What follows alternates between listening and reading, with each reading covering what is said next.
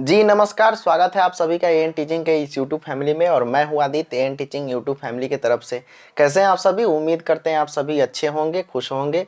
और आज जो है विद्यार्थियों के विशेष मांग पर, आप लोगों के विशेष आग्रह पर हम लोग जो है एएन टीचिंग यूट्यूब फैमिली के तरफ से आपके सामने हम प्रीवियस ईयर का जो हिंदी शिक्षा शास्त्र का क्वेश्चन है उसका सीरीज हम आपको प्रस्तुत करेंगे, जो कि विगत कई वर्षों से वो प्रश्न जो है पूछा गया है। अर्थात कहीं ना कहीं ऐसा क्वेश्चन हम आपके सामने आज प्रस्तुत करेंगे जो क्वेश्चन पहले कई वर्षों सीटेट के एग्जाम में पूछ दिया गया है। तो हम आपको हमेशा बताते हैं यह बात कि सबसे पहले आपको थ्योरी पढ़ना है, या हिंदी शिक्षण का हो, गणित शिक्षण का हो, या ईवीएस पर्यावरण शिक्षण का हो, सभी शिक्षण के पहले आपको थ्योरी को क्लियर करना है। थ्योरी क्लियर करने के बाद में आपको क्वेश्चन के सीरीज पर आना है। और क्वेश्चन के सीरीज पर आना है तो वैसा क्वेश्चन अभी आपको बनाना है जो कि प्रीवियस ईयर में पूछा गया है, जो कि विगत वर्षों में पूछा गया है।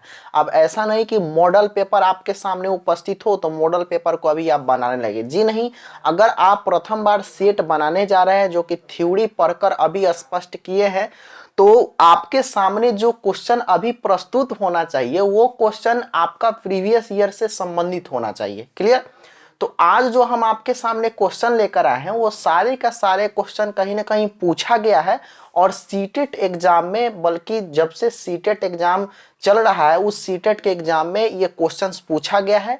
हम आपके साथ उस क्वेश्चन को डिस्कस करेंगे और सिर्फ उसका आंसर ही आपको नहीं बताएंगे, बल्कि फुल एक्सप्लेनेशन के साथ में उसको हम जोड़ने का प्रयास करेंगे। और उम्मीद है कि आपको उससे जरूर लाभ होगा, क्योंकि हम यह समझते हैं कि क्वेश्चन जब भी आप लगाएं या क्वेश्चन को जब भी आप पढ़ें तो उसको व्याख्या बहुत ही अच्छे तरीके से करना चाहिए और उसका फुल एक्सप्लेनेशन आपके साथ में होनी चाहिए। प्रत्येक ऑप्शंस के बारे में आपको समझ विकसित होनी चाहिए, प्रत्येक ऑप्शंस के बारे में आपको अंडरस्टैंडिंग डेवलप होना चाहिए। जब तक यह समझ या अंडरस्टैंडिंग आपको उस ऑप्शंस, उस क्वेश्चंस और उस तथ्य के बारे में नहीं होगा, तब तक उस चीज को आप अधिक बेहतर ढंग से आप नहीं हल कर पाएंगे। ठीक है, तो चलिए क्वेश्चन नंबर 1 की तरफ चलते हैं। और क्वेश्चन नंबर 1 आपके स्क्रीन पर दिखाई दे रहा होगा।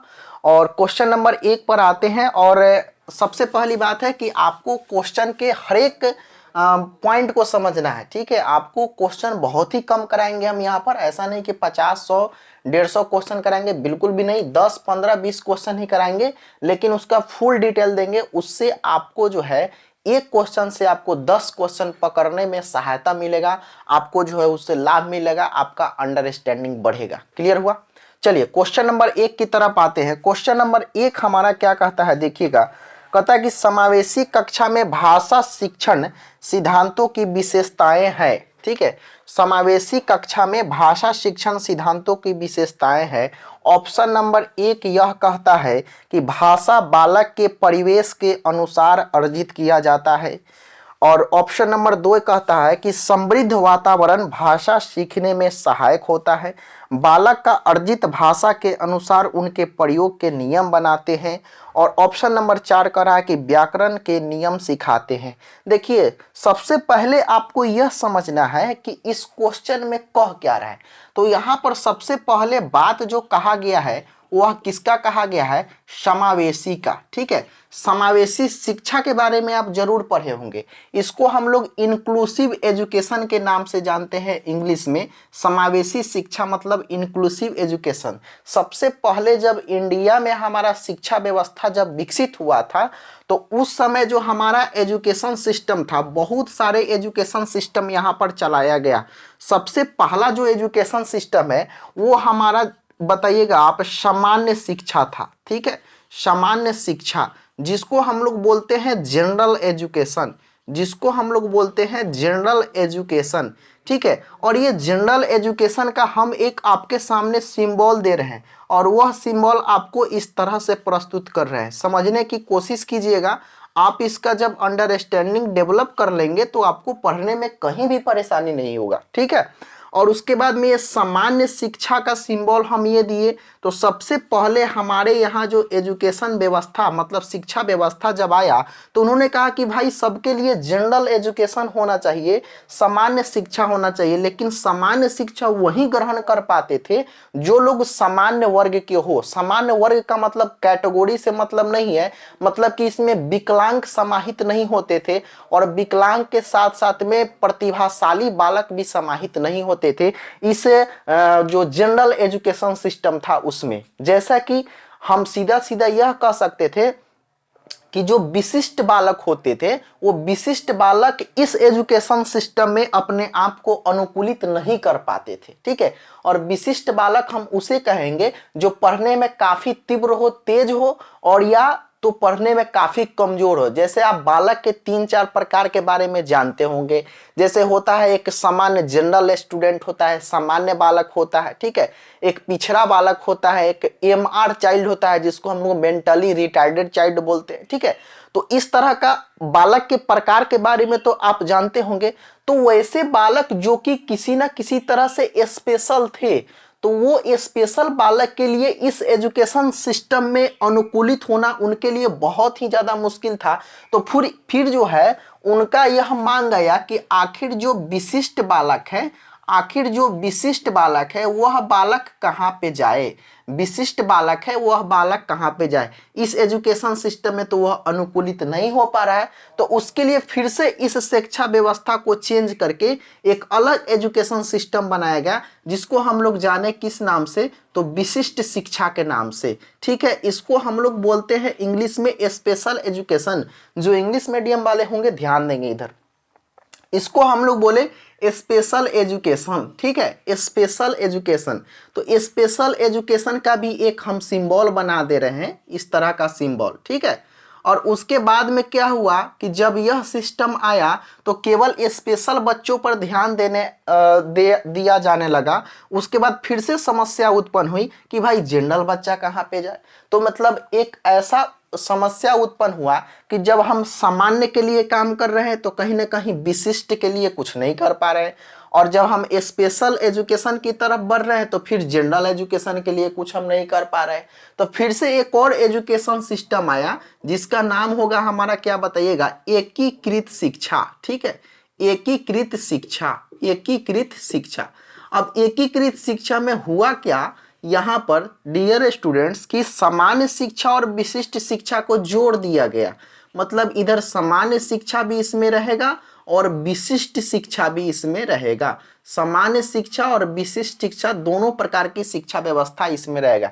तो सरकार ने सोचा कि चलो प्रॉब्लम सोल्व हुआ, इसमें हम लोग जो है विशिष्ट शिक्षा को भी रख दिए, एकीकृत सामान्य शिक्षा को भी रख दिए। इसलिए हमारा एकीकृत शिक्षा सबसे अच्छा, यही एजुकेशन सिस्टम को हम लोग इंडिया में फॉलो करेंगे। लेकिन फिर समस्या उत्पन्न हुआ क्योंकि इसमें एक कंडीशन लगा दिया गया था कि इसमें तो बैठेंगे दोनों साथ में, सामान्य शिक्षा भी और विशिष्ट शिक्षा भी, लेकिन ध्यान कहीं ना कहीं एक पर ही ज्यादा देना है, ठीक है। अर्थात ध्यान या तो आप एकीकृत पर दीजिए या विशिष्ट पर दीजिए। तो फिर से समस्या उत्पन्न हुआ, जब ध्यान एक पर देंगे तो कहीं ना कहीं एक तो वंचित रह ही जा रहा है ना।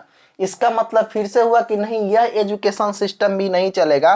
तो फिर से यहाँ पर लाया गया कौन सा एजुकेशन सिस्टम जो हमारे लिए सबसे बेस्ट रहा, वो रहा इंक्लूसिव एजुकेशन सिस्टम, जिसको हम लोग समावेशी शिक्षा के नाम से जानते हैं। और इसमें जो है एक इंक्लूसिव, इसमें जो है समान और जनरल, समान और जनरल, समान और जनरल, समान और विशिष्ट, सॉरी जनरल का रहा है विशिष्ट, समान और विशिष्ट, समान और विशिष्ट, समान और विशिष्ट, सभी को मिलाकर एक साथ जो हमारा एजुकेशन सिस्टम चला उसे हम लोग समावेशी शिक्षा के नाम से जाने। जैसा कि सिंबल में आप देख पा रहे होंगे, इसको हम लोग जनरल माने हैं और इसको हम लोग क्या माने हैं, विशिष्ट माने हैं। तो एक जनरल, एक विशिष्ट, एक जनरल, एक विशिष्ट, अर्थात कहने का मतलब ये हुआ कि समावेशी शिक्षा एक ऐसा एजुकेशन सिस्टम चला जिसमें हम लोग जनरल एजुकेशन मतलब कि सामान्य बालक को तो रखेंगे ही रखेंगे, उसके साथ साथ में हम लोग जो स्पेशल चाइल्ड है, जो विशिष्ट प्रकार के बालक है, उसको भी हम रखेंगे। और दोनों को समाहित करके जो हमारा एजुकेशन सिस्टम चलाया जाएगा डेट इज इंक्लूसिव एजुकेशन, उसको हम लोग समावेशी शिक्षा के नाम से जानेंगे। अर्थात समावेशी नाम जैसे ही आपके दिमाग में आए, आपके आंखों के सामने आए, आपके नजरों के सामने आए, सीधा सीधा आपको यह समझना है कि समावेशी का मतलब ये होता है कि सबको साथ लेकर चलना, अर्थात विशिष्ट शिक्षा वाला को भी और सामान्य बालक को भी। सामान्य बालक हो तब या विशिष्ट बालक हो तब सबको एक क्लास में बैठाकर एक तरह का एजुकेशन सिस्टम के थ्रू किसी तरह का भेदभाव उत्पन्न न करके सबको सामान्य शिक्षा जो हम देंगे उसे हम लोग समावेशी शिक्षा के नाम से जानेंगे। और उसी पर यह क्वेश्चन है। तो अभी आपको यह समझना बहुत ज्यादा जरूरी था कि आखिर समावेशी शिक्षा होता क्या है। अब आपको क्वेश्चन का आंसर स्पष्ट रूप से पता चल जाएगा। ठीक है, अब क्वेश्चन को पढ़िए और समझिए। क्वेश्चन कहता है कि समावेशी कक्षा में भाषा शिक्षण सिद्धांतों की विशेषताएं हैं। भाषा बालक के परिवेश के अनुसार अर्जित की जाती है। इसमें समावेशी में कहीं भी भाषा और अर्जन की बात नहीं किया गया है, इसीलिए ऑप्शन नंबर 1 जो है बिल्कुल कट जाएगा। ठीक है, छांटना है आपको ऑप्शन को। 2 में देखिए, समृद्ध वातावरण भाषा सीखने में सहायक होता है और बालक अर्जित भाषा के अनुसार उनके प्रयोग नियम बनाते हैं। फिर भाषा नियम और अर्जन का बात कहीं भी 3 नंबर ऑप्शन में, 3 नंबर जो ऑप्शन दिखाई दे रहा है उसमें नहीं किया गया है समावेशी शिक्षा में। 4 में कहता है कि व्याकरण के नियम सीखते हैं। व्याकरण का नियम सीखने सिखाने की बात कहीं भी समावेशी कक्षा में नहीं किया गया है, ये भी कट जाएगा। तो कौन सा सही होगा बताइएगा। ऑप्शन नंबर 2 आपका जो है बिल्कुल राइट है कि समृद्ध वातावरण। समृद्ध वातावरण का मतलब समझ रहे हैं ना कि सबको एक साथ लेकर चलना, एक ऐसा वातावरण माहौल क्रिएट करेंगे जिसमें हमारे विशिष्ट बालक हो, सामान्य बालक हो, जनरल बच्चा हो, विकलांग हो, अंधा हो, प्रतिभाशाली हो, समान स्तर के बालक हो, सभी को एक ऐसा वातावरण हम क्रिएट करेंगे जिसमें जो है वह जो है परिवेश के अनुसार उस चीज को वह अर्जित कर सकता है। इसीलिए ऑप्शन नंबर 2 जो है आपका वो क्या है, बिल्कुल राइट है। क्लियर हुआ। चलिए, तो उम्मीद करते हैं आपको ये क्वेश्चन समझ में आता होगा। देखिए, आपको ना कभी घबराना नहीं है, पेशेंस रखना है, ज्यादा पैनिक भी होने की जरूरत नहीं है। आपको बस क्वेश्चन को ना थोड़ा सा समझने की जरूरत है। यहाँ पर मैथ लिखाया गया था, सॉरी पहले का लिखा हुआ था। ये जो है क्वेश्चन आंसर का सीरीज है, क्वेश्चन आंसर का सीरीज है। और ये है हमारा क्या, हिंदी पेडागोजी का। ठीक है, हिंदी पेडागोजी का। ठीक है, चलिए अब आते हैं क्वेश्चन नंबर 2 पर। ठीक है, तो एक का ऑप्शन, एक का कितना नंबर, एक नंबर क्वेश्चन का जो है आंसर हुआ वो 2। चलिए क्वेश्चन नंबर 2 पाते हैं। मॉन्टेसरी के अनुसार, ठीक है, मारिया मोंटेसरी के बारे में आप सबसे पहले जानिए। मारिया मोंटेसरी एक बाल उद्यान इसको कहा जाता है। मारिया मोंटेसरी जो है ये छोटे छोटे बच्चों के एजुकेशन सिस्टम पर काम किए थे। कैसे बच्चा को पढ़ाया जाता है, कैसे उसको सिखाया जाता है और किस तरह से उसको शिक्षा व्यवस्था में एक अस्थायी रूप से उसको प्रगतिशील कैसे बनाया जाता है। और बच्चों का जो पढ़ाई से संबंधित जितने भी बातें हैं वो सभी मारिया मोंटेसरी ने अपना एक रूल बनाया था और मारिया मोंटेसरी से आपको सवाल पूछा गया। देखिए क्या कहता है। मोंटेसरी के अनुसार बच्चों को पढ़ना सिखाने से पूर्व उन्हें लिखना सिखाना चाहिए।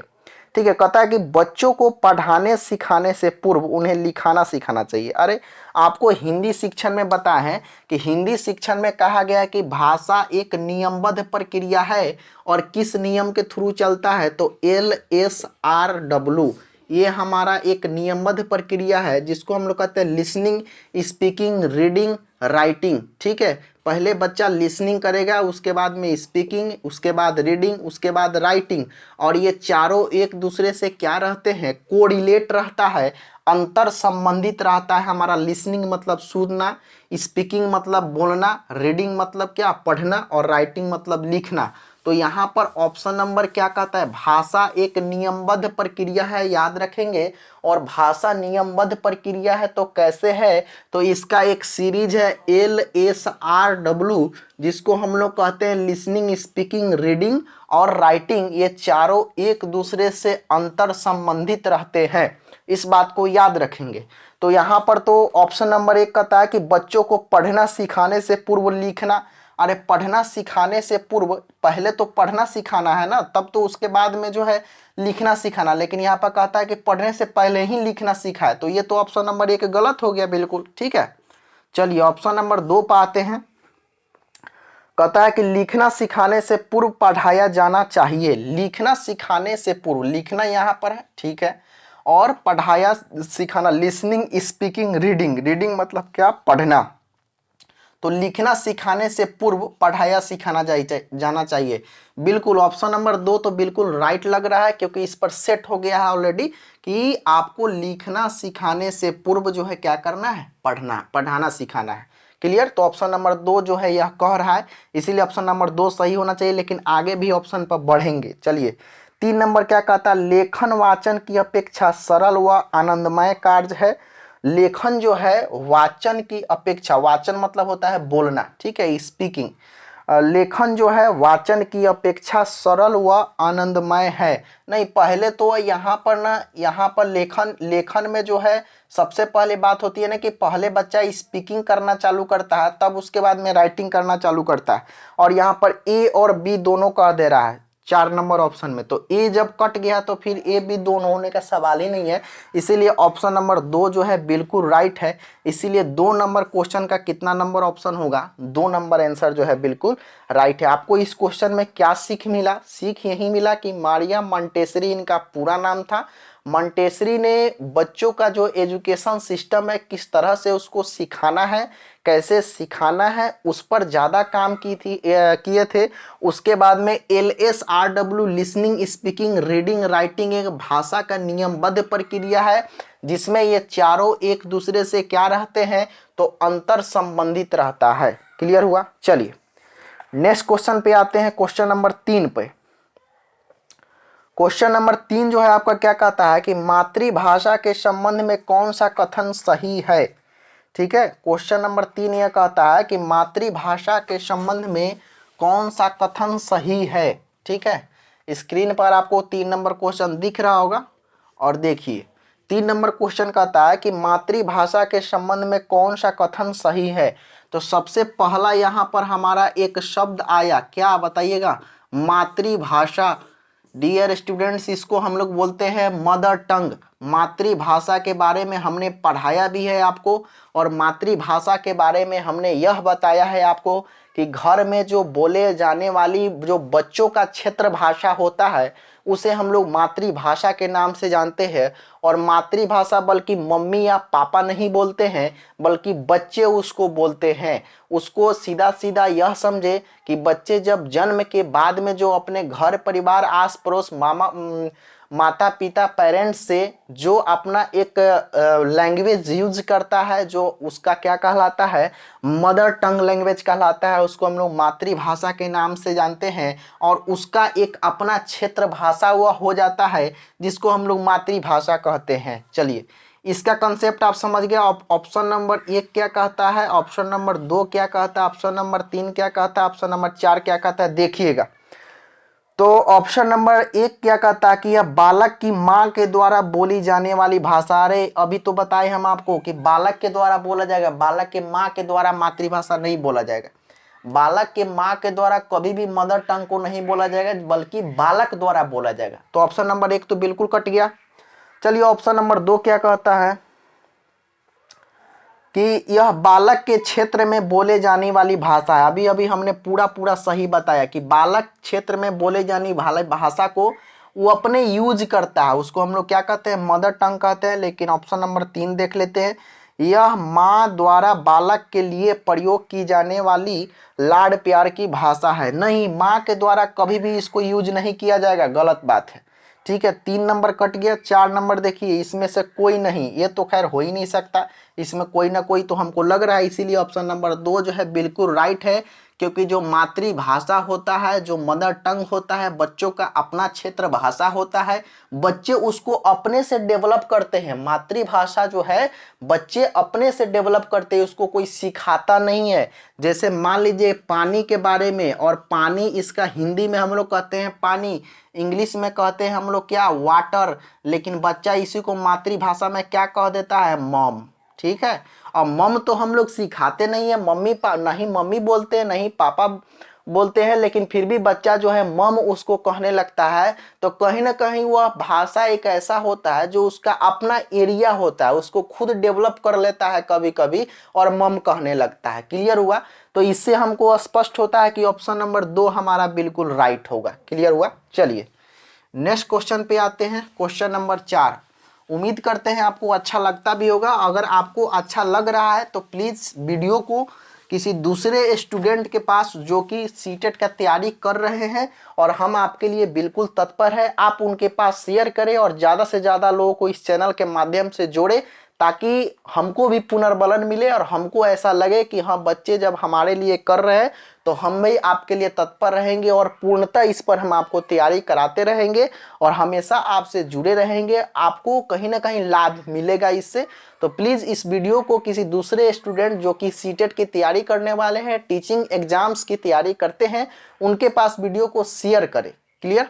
चलिए तो अब आ जाइए क्वेश्चन नंबर 4 पे। क्वेश्चन नंबर 4 क्या कहता है, देखिएगा। क्वेश्चन नंबर 4 कहता है कि त्रिभाषा सूत्र सर्वप्रथम किसके द्वारा सुझाया गया। और ये त्रिभाषा की जब भी बात आपसे कहा जाए तो इसमें आपको सीधा सीधा त्रिभाषा सूत्र के बारे में जब भी आपको कहा जाए तो त्रिभाषा सूत्र जो है सुझाया गया है वो किसके द्वारा, तो यह किया गया है कोठारी आयोग के द्वारा। ठीक है, कोठारी आयोग के द्वारा त्रिभाषा सूत्र जो है किसके द्वारा किया गया है, तो वह किया गया है कोठारी कमीशन कह सकते हैं, कोठारी आयोग कह सकते हैं। एक्चुअल में त्रिभाषा सूत्र का हमको उपयोग क्यों करना पड़ा और क्यों जो है इस पर जोर दिया, तो ये कोठारी आयोग ने त्रिभाषा सूत्र को रखने का जोर इसलिए दिया ताकि लोगों में जो है बहुभाषिकता डेवलप हो सके। ठीक है, बहुभाषिकता का मतलब ये होता है दो या दो से अधिक भाषा बोलने वाला को हम लोग बहुभाषिकता के नाम से जानते हैं। तो कोठारी आयोग ने बहुभाषिकता पर जोर दिया और बहुभाषिकता पर जोर देते हुए त्रिभाषा सूत्र का गठन इन्होंने किया, कोठारी कमीशन ने। एक्चुअल में होता क्या था कि पहले जो है इस भाषा को 3 प्रकार में बांटा गया था। सबसे पहला जो था उसको थोड़ा सा समझने की आप कोशिश कीजिएगा। पहले रखा गया कि भाई हमको जो है कौन सा, तो शास्त्रीय भाषा, अगर हमारे पास शास्त्रीय भाषा, ठीक है, ये शास्त्रीय भाषा के रूप में शास्त्रीय भाषा रखा गया। फिर दूसरे नंबर में रखा गया कौन सा, राष्ट्रीय भाषा, राष्ट्रीय भाषा रखा गया। और तीसरा नंबर में रखा गया कौन सा बताइएगा, आधुनिक भाषा। ठीक है, आधुनिक भाषा, आधुनिक भाषा। अब होता क्या था कि शास्त्रीय भाषा का मतलब कि ये हुआ कि इसमें संस्कृत को रखा जाता था, जो शास्त्र से रिलेटेड हो, संस्कृत को रखा जाता था, अरबी को रखा जाता था जो शास्त्र से रिलेटेड हो, फारसी को रखा जाता था, है ना। अब उसके बाद में राष्ट्रीय भाषा में क्या रखा गया कि जो भारत के 8वीं अनुसूची में, भारतीय संविधान के जो 8वीं अनुसूची में 22 भाषाओं का जो उल्लेख किया गया है, उस 22 भाषाओं को जो है राष्ट्रीय भाषा के रूप में रखा गया। जैसे इसमें बांग्ला हो गया, उसके बाद में कन्नड़ हो गया, हिंदी हो गया, बांग्ला, कन्नड़, हिंदी आदि भाषा को रखा गया। ठीक है, और उसके बाद में आधुनिक भाषा जब आया तो उसमें किसको रखा गया, तो आधुनिक में जैसे हमारा यूरोपियन लैंग्वेज को रखा गया, जैसे मान लीजिए कि इंग्लिश को रखा गया, स्पेनिश को, फ्रेंच को। ठीक है, तो समस्या होता क्या था ना कि जब शास्त्रीय भाषा लोग सीख रहे थे तो संस्कृत और अरबी फारसी जानते थे और कहीं कहीं आपको उनको हिंदी नहीं समझ में आता था, तो कहीं उनको इंग्लिश नहीं समझ में आता था। अब सीधा सीधा संस्कृत पर, उसके बाद में 2 नंबर में आपको जो है हिंदी पर। ठीक है, अब समझने का कोशिश कीजिएगा, और इसमें मान लीजिए कि इंग्लिश पर। ठीक है, अगर कोई व्यक्ति सीधा सिर्फ संस्कृत जानता है तो फिर उसको हिंदी ना समझ में आएगा और ना ही उसको इंग्लिश समझ में आएगा। अगर कोई व्यक्ति केवल हिंदी जानता है तो ना ही उसको इंग्लिश समझ में आएगा और ना ही उसको संस्कृत समझ में आएगा। अगर कोई व्यक्ति जो है केवल इंग्लिश जानता है तो ना ही उसको हिंदी समझ में आएगा और ना ही उसको संस्कृत समझ में आएगा। तो कहने का मतलब ये हुआ कि हमको तीनों जानना बहुत ज़्यादा जरूरी था, अर्थात बहुभाषिकता का ज्ञान प्रत्येक व्यक्ति के लिए आवश्यक था। बहुभाषिकता के मतलब बताए कि 2 या 2 से अधिक भाषा जो है हमारा क्या कहलाता है, जाने वाली भाषा बहुभाषिकता कहलाता है। तो ये त्रिभाषा सूत्र का गठन, इसीलिए त्रिभाषा मतलब 1 2 3, तीन भाषा। अब हम लोगों को क्या होना चाहिए, इसीलिए कोठारी आयोग ने इस पर जोर दिया कि त्रिभाषा आयोग का गठन, त्रिभाषा सूत्र का गठन होना चाहिए, जिसमें सभी व्यक्ति शास्त्रीय भाषा को भी जाने, राष्ट्रीय भाषा को भी जाने और आधुनिक भाषा को भी जाने। तत्पश्चात आज के डेट में हम लोग शास्त्रीय भाषा भी पढ़ते हैं। जब 9th-10th में रहते हैं तो हम लोग को संस्कृत पढ़ना रहता है, ठीक है। राष्ट्रीय भाषा को भी जानते हैं, अपने राष्ट्र की भाषा जो है हिंदी को भी जानते हैं, और आधुनिक यूरोपियन लैंग्वेज को भी जानते हैं, हम लोग इंग्लिश को भी जानते हैं। तो यकीनन आपको अभी एहसास होता होगा कि हाँ, हम शायद ये तीनों भाषा को जानते हैं। तो ये किसका देन है, तो ये त्रिभाषा सूत्र का देन है, कोठारी आयोग का ही देन है। इसीलिए सब व्यक्ति के पास में तीन भाषा का ज्ञान होना चाहिए, क्योंकि कहीं भी जाकर वह एडजस्ट कर लेगा। शास्त्रीय भाषा भी उसको ज्ञान होना चाहिए, राष्ट्रीय भाषा का भी ज्ञान होना चाहिए, और आधुनिक या यूरोपियन लैंग्वेज का भी उसको ज्ञान होना चाहिए। तो त्रिभाषा पर जोर किसने दिया था? त्रिभाषा मतलब तीन भाषा, शास्त्रीय भाषा, राष्ट्रीय भाषा, आधुनिक भाषा, और इस पर जोर देने का काम कौन किया है? कोठारी आयोग। याद रखिएगा इतना बात, ठीक है। तो इस क्वेश्चन से आपको यहाँ तक ये कंप्लीट हुआ। और देखिए जैसे ही हम इसको लिखते जा रहे हैं तो आप भी कॉपी कलम साथ में लेकर रखेंगे, और जो बोल रहे हैं, जो आपको इंपॉर्टेंट लगेगा, ऐसे जो भी बात हम आपको बोलेंगे ये सारे पूछे गए प्रश्न हैं, और उसका कंसेप्ट जो है बिल्कुल हम डीपली देते जा रहे हैं। तो आप उसको लिख सकते हैं, निसंदेह आप उसको लिखिए, बहुत ही फायदा होगा आपको, ठीक है। चलिए नेक्स्ट क्वेश्चन पे आते हैं, क्वेश्चन नंबर 5 पे। क्वेश्चन नंबर 5 पे आते हैं। चलिए क्वेश्चन नंबर 5 कहता है कि निम्नलिखित में से कौन सा कथन सही है? ऑप्शन नंबर 1, भाषा अर्जन एक सहज प्रक्रिया है। भाषा अर्जन जो है क्या है? एक सहज प्रक्रिया है, ठीक है। और दूसरा नंबर ऑप्शन कहता है कि भाषा अधिगम एक प्रयासपूर्ण प्रक्रिया है। जो लोग अगर हमारा ऑफलाइन क्लास किए होंगे तो इस क्वेश्चन को वो गलत नहीं कर सकते। आप खुद से बताइए कमेंट में इसका आंसर क्या होगा। अगर जो लोग ऑफलाइन मेरा क्लास नहीं भी किए हैं तो उनको भाषा अधिगम और अर्जन के बारे में हमने वीडियो बना भी रखा है, डिस्क्रिप्शन में लिंक होगा, जाकर उसको देख लीजिएगा, या प्लेलिस्ट पर क्लिक कीजिएगा। और जैसे ही आप हमारे चैनल पर जाएंगे जहां पर लिखा हुआ AN टीचिंग, ठीक है, AN टीचिंग पर जैसे ही आप जाएंगे और AN टीचिंग पर जैसे ही आप क्लिक करेंगे तो वहां पर दो आपको प्लेलिस्ट दिखाई देगा, ठीक है। एक प्लेलिस्ट बना होगा सीटेट और एस्टेट न्यूज अपडेट के नाम से, और एक बना होगा फॉर सीटेट, ठीक है, फॉर सीटेट के नाम से। तो फॉर सीटेट वाले में लगभग 30 वीडियो कंप्लीट हो चुका है।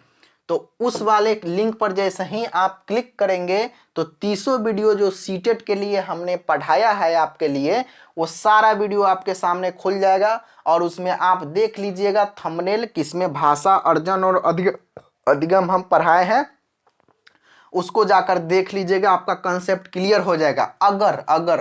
अगर आप भाषा अधिगम और अर्जन अभी तक नहीं जानते हैं तो शॉर्ट में हम आपको यहाँ पर बताते हैं, इससे क्वेश्चन आपको आसानी से पकड़ में आ जाएगा, ठीक है। लैंग्वेज इक्विजिशन इसको बोलते हैं, लैंग्वेज लर्निंग इसको बोलते हैं, ठीक है। लैंग्वेज इक्विजिशन और लैंग्वेज लर्निंग, सीधा सीधा यह समझिए कि अगर कोई व्यक्ति है, मान लीजिए कि यह व्यक्ति है, ठीक है, मान लीजिए कि यह व्यक्ति है, और यह व्यक्ति, सभी व्यक्ति का अपना अपना क्या होता है? एक परिवेश होता है, और उस परिवेश में जहाँ पर वह रहता है, तो जहाँ पर जो व्यक्ति रहता है वहाँ पर कुछ भाषा बोली जाती है जो कि अनौपचारिक भाषा होता है, अर्थात वहाँ पर बड़े भी होते हैं, बुजुर्ग भी होते हैं, दादा दादी, माता पिता, चाचा चाची, बहुत सारे लोग रह रहे हैं उसके आसपास के वातावरण में, और वहाँ पर जो भी भाषा दादा दादी या पिता मम्मी के द्वारा जो बोला जाएगा या बच्चे के द्वारा जो बोला जाएगा और बच्चा स्वयं उसको ग्रहण कर लेगा, वह उसका कहलाएगा भाषा अर्जन।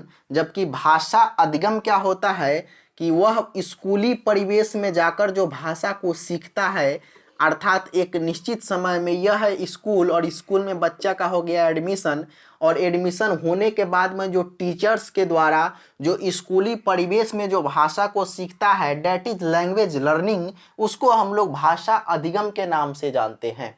तो सीधा सीधा आपको यह समझना है कि बच्चे जब छोटे रहते हैं, मतलब 1 साल से 5 साल तक अपने परिवेश में, घर में रहते हैं, और वहाँ पर जो सामान्य स्तर की जो किसी के द्वारा सुनकर जो भाषा सीख लेता है, वह हमारा भाषा अर्जन कहलाता है। और जब स्कूली परिवेश में जाकर जो भाषा को सीखता है एक फॉर्मल रूप में, वह हमारा भाषा अधिगम कहलाता है। ठीक है, भाषा अधिगम कहलाता है। तो निश्चित रूप से आपको समझ में आएगा। सिंपल आपको याद रखना है कि भाई जहाँ पर बच्चे रहेंगे, और बच्चा 5 साल तक जहाँ पर रहेगा, उसका एक अपना परिवेश होगा, उस परिवेश में जो बच्चे भाषा को सीखेगा वह उसका क्या कहलाएगा, भाषा अर्जन। ऑटोमेटिक सीख लेगा, प्राकृतिक रूप से, नेचुरल रूप से सीखेगा, कोई उसको सिखाएगा नहीं, वह क्या होगा, भाषा अर्जन होगा। जबकि यहाँ पर क्या होगा, स्कूली परिवेश में जाकर जब बच्चे भाषा को सीखते हैं, वह क्या होता है, उसका भाषा अधिगम होता है, लैंग्वेज लर्निंग होता है। क्लियर हुआ। अब लैंग्वेज लर्निंग में एक और बात आपको याद रखनी है कि यहाँ पर बच्चा जो है, बच्चा को सिखाया जाता है। लैंग्वेज लर्निंग में बच्चा को सिखाया जाता है, लेकिन लैंग्वेज एक्विजिशन अर्थात भाषा अर्जन में बच्चा स्वयं भाषा को सीख लेता है। ठीक है, स्वयं भाषा को क्या कर लेता है, सीख लेता है। ठीक है, इसको भाषा अर्जन कहते हैं या भाषा अधिग्रहण भी कहते हैं। इस बात को भी ध्यान रखेंगे, दो नाम है इसका, भाषा अर्जन कहिए तब, भाषा अधिग्रहण कहिए तब। एक बार फिर से रिपीट करते हैं। नॉर्मल आपको समझना है, जहां पर बच्चा 5 साल तक रहता है, 5 साल तक अपने घर परिवेश में जो छोटे बड़े बुजुर्गों के द्वारा जो भाषा सुनते हैं, सुनने के बाद में स्वयं उसको ग्रहण कर लेते हैं, और ग्रहण करके स्वयं जो भाषा का अर्जन कहलाता है, वो क्या कहलाता है, भाषा अर्जन कहलाता है। और जैसे ही स्कूली परिवेश में जाकर जो बच्चे भाषा को सीखते हैं, वो उसका क्या कहलाता है, भाषा अधिगम कहलाता है, लैंग्वेज लर्निंग के नाम से जानते हैं। यह प्राकृतिक होता है, कौन, भाषा अर्जन, जबकि यह क्या होता है, भाषा अधिगम अप्राकृतिक होता है। यहाँ पर बच्चे अपने आप से सीख लेते हैं, लेकिन यहाँ पर क्या होता है, सिखाया जाता है। क्लियर हुआ। तो अब आपको समझ में आ गया कि भाई भाषा अर्जन क्या है और भाषा अधिगम क्या है। क्लियर हुआ। चलिए अब देखिए क्वेश्चन पर अब आते हैं। अब आपको डायरेक्ट समझ में आ जाएगा।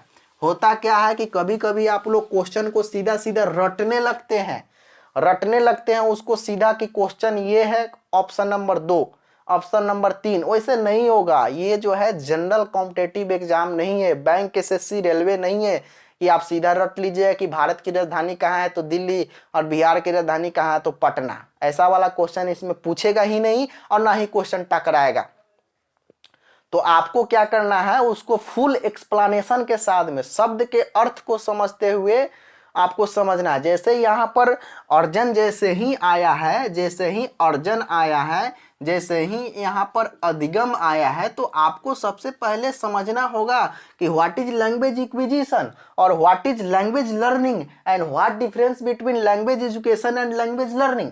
तो सबसे पहले तो आपको उसका मीनिंग को समझना जरूरी है, और मीनिंग को समझने के बाद उसमें दोनों में क्या अंतर है, बेसिक डिफरेंस क्या है, उसको भी समझना जरूरी है। तभी आपका बेसिक अंडरस्टैंडिंग भी डेवलप होगा। क्लियर हुआ। तो अब यहां पर देखिए, अब इस पर क्वेश्चन क्या कहता है, समझिए कितना नंबर क्वेश्चन था। तो ये क्वेश्चन नंबर 7 है। चलिए क्वेश्चन नंबर 7 में क्या कहता है, सॉरी क्वेश्चन नंबर 7 नहीं है, हाँ ठीक है, क्वेश्चन नंबर 5 है, sorry question number 5। Question number 5 है, निम्नलिखित में से कौन सा कथन सही है। तो भाषा अर्जन एक सहज प्रक्रिया है। सहज मतलब आराम से सीख लेगा। कौन, भाषा अर्जन, बिल्कुल सही बात कह रहा है। अर्थात सहज प्रक्रिया है, मतलब बच्चे परिवेश में रहकर जो भाषा सीखेंगे वो हमारा भाषा अर्जन कहलाएगा, अभी हमने बताया। तो यह सहज प्रक्रिया है या नहीं, ये तो बच्चे आराम से सीख लेते हैं। कठिन प्रक्रिया तो ये है ना, भाषा अधिगम, जिसमें सिखाया जाएगा। ठीक है, तो यहां पर ये क्या है, सहज प्रक्रिया है। इसका मतलब ऑप्शन नंबर 1 बिल्कुल राइट है। अब ऑप्शन नंबर 2 देखिए क्या कहता है। ऑप्शन नंबर 2 कहता है कि भाषा अधिगम एक प्रयासपूर्ण प्रक्रिया। अभी हमने बताया भाषा अधिगम जो क्या है, एक प्रयासपूर्ण प्रक्रिया है। मतलब कि इसमें जब तक बच्चे प्रयास नहीं करेंगे तब तक उस चीज को नहीं सीख पाएंगे, और इसमें सिखाया जाएगा तभी सीखेंगे। अर्थात यह प्रयासपूर्ण है, जबकि यह सहज है, आराम से सरल तरीके से, कोई नहीं सिखाएगा, अपने आप सीख लेगा। तो ये तो दोनों ऑप्शन बिल्कुल सही हो गया जी। ऑप्शन नंबर 1 भी सही, ऑप्शन नंबर 2 भी सही, और 3 नंबर ऑप्शन क्या कहता है देखिएगा। 3 नंबर ऑप्शन यह कहता है कि ए और बी दोनों सही। अब देखिए 3 नंबर ऑप्शन कहता है कि ए प्लस बी दोनों सही, और 4 नंबर ऑप्शन कहता है ए और बी दोनों गलत। 4 नंबर ऑप्शन कहता है कि ए और बी दोनों गलत। अरे ये तो हो ही नहीं सकता है, ठीक है।